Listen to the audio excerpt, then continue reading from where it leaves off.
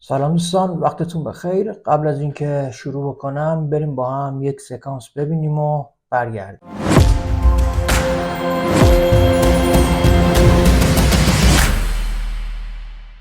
زد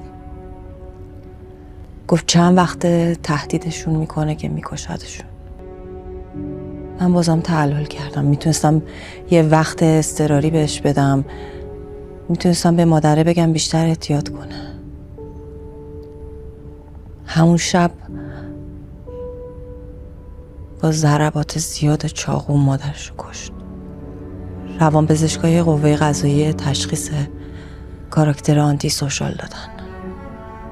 طور که ملاحظه کردید سکانسی از فیلم افعی تهران هستش که امروزه بین روانشناسان و روانکاوان و متخصصان خیلی نقد میشه. من به شما بگم که زیاد جدی نگیرید این نقدها رو، چون هرچی باشه فیلم نامه دارن.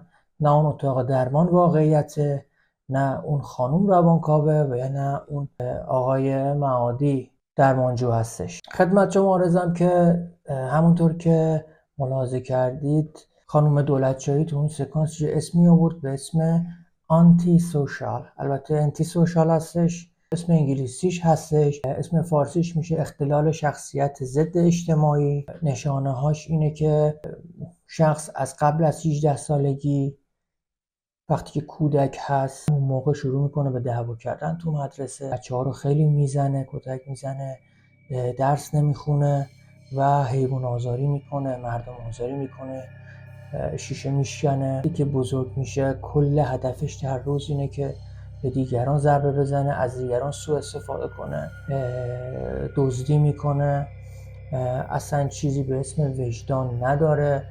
این افراد اصلا روحیه همدلی ندارن با بقیه، فقط بیشتر اهل خشونت و خشم و نفرت هستن.